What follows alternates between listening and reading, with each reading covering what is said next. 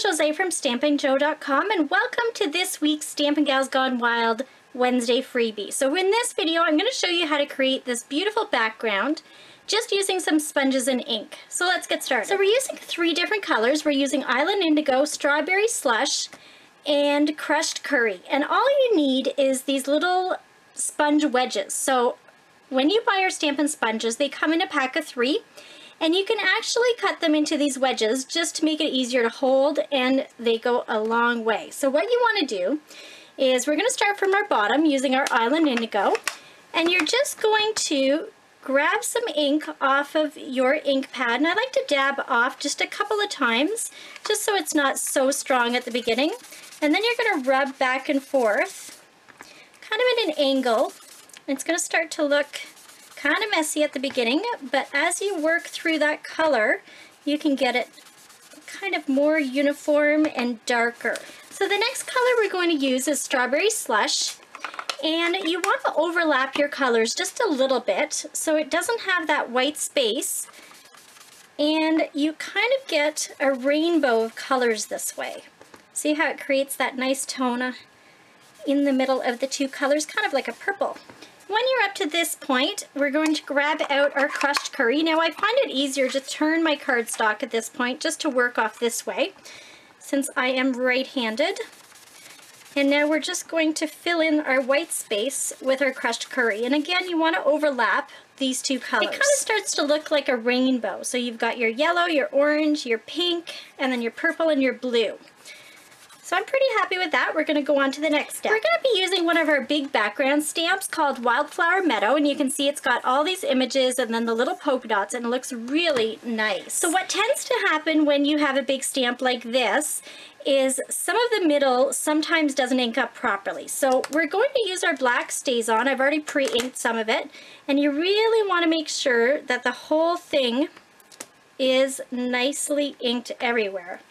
Now the easiest way is to actually take your cardstock, turn it upside down onto your stamp, place it down, and then what we're going to do is take a scrap piece of paper and just put that on top. And then I'm going to take my brayer and just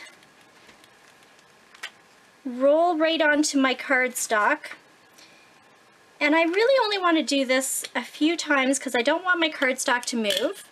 So now we're going to take our paper off and carefully peel that paper right off there. And there you go. You can see how beautiful of an image it is. The next stamp that we're going to use is our Bravo stamp set, and there's 13 different greetings that all say congratulations in a different way. So we're going to be using the one that says congrats, and this is one of our photopolymer stamp sets, so you can actually see right through. I've cut a piece of Whisper White cardstock to 1 inch. The length doesn't really matter because we're going to trim that off, and so we're using our StazOn again. And you're just going to ink up that Bravo, and then we want to stamp that towards the left, and then you have your greeting. So what we're going to do, we can trim with our scissors, but we're actually going to use our hexagon punch to create the end. So now that that's stamped, I'm actually going to take our hexagon punch just to create that end, and so you want to get it nicely centered in the middle so that your point goes right in the middle of your cardstock. Now we're just going to cut, and you've got your nice banner. We're going to use our basic black 1/8 inch taffeta ribbon, and it's got this really nice white line on both edges. I tend to find it easier to leave it on the spool and just tie my knot right on the spool and then cut it off. So we're going to do just a simple knot and then just give it a nice tight pull so that your ribbon is straight on both ends. We're going to take our scissors and just trim it down. Then the easiest way to get that on is to take some snail and just cover that back. Put your knot where you want it to be, and then tuck those ends right behind. Now that we've added our ribbon, I'm just going to add a couple of dimensionals on the back of my banner. And we're going to start to assemble our card. So you just want to adhere all your layers together.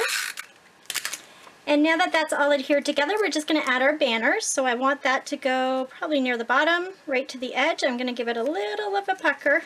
Try and get that straight, like that.